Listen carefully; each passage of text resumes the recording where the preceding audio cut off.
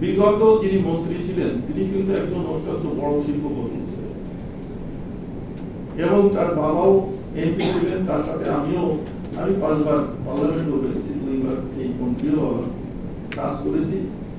তাদের দেশে বিদেশে বিভিন্ন জায়গায় তাদের ব্যবসা করেছি। অর্থাৎ বিষয়টি কিন্তু একেবারে ওইভাবে বললেই তার সত্যতা কতটা সেটা একেবারে ওইভাবে বলা যাবে না। অর্থাৎ তিনিও তার জবাবদিহিতা করেছেন। আমি আশা করব তার জবাবদিহিতা মিডিয়াও গ্রহণ করেছেন। এমনকি তার বিরুদ্ধে একটা রিট হয়েছিল, আমি দেখলাম রিট হাইকোর্ট খারিজ করেছে, এর গ্রহণযোগ্যতা তারা মনে করে নাই। অর্থাৎ কথা অনেক কিছু আসতে পারে। তারপরে আমি আপনাকে এইটুকু কথা দিতে পারি যে আমি বা আমার সচিব সহ আমরা মন্ত্রণালয়ে রয়েছে এবং আমরা চেষ্টা করছি একেবারে ডিসিএসি ল্যান্ড পর্যন্ত যাওয়ার, এবং আমার সেই বার্তাটাও আজকে থাকবে যে সকল পর্যায়ের কর্মকর্তা যারা রয়েছেন তাদের সিনসিয়ার এবং সৎ হয়ে চলতে হবে অন্তত ল্যান্ডের ক্ষেত্রে। এক্ষেত্রে প্রকৃত প্রস্তাবে যদি কোথাও কোনো ত্রুটি ঘটে এবং সেটা যদি প্রমাণিত হয় সেখানে কিন্তু আমরা কঠিন আইনগত ব্যবস্থা গ্রহণ করি, সেক্ষেত্রে আমরা ছাড় দেবো না। আমি বলছি না যে কোথাও কিছু ত্রুটি নাই, ত্রুটি আমাদের সরকারি কর্মকর্তাদের ভিতরে রয়েছে, আবার আমরা জমি মালিকদের রয়েছে, আমরা অবৈধ সুযোগ নেওয়ার জন্য পয়সা সাথে থাকি।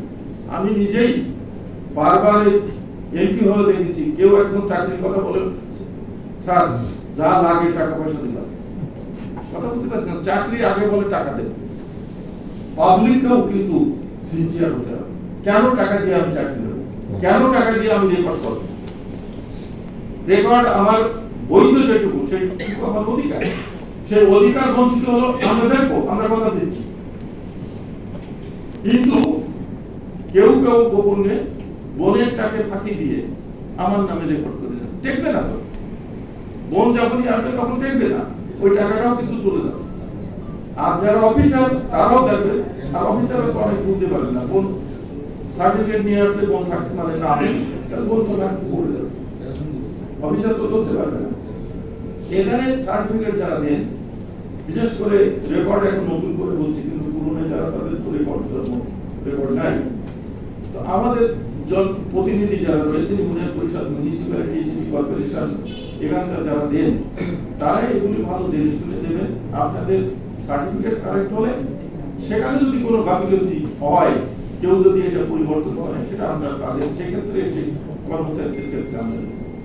আমি এখানে আজকে মন্ত্রণালয়ের পক্ষ থেকে যেটা বলা হয়েছিল এবং আমাদের ডিসি মহোদয় তিনি এটার আয়োজন করেছেন, খুব সুন্দর এবং গ্যাদারিং ভালো হয়েছে, সর্বস্তরের লোক হয়েছেন।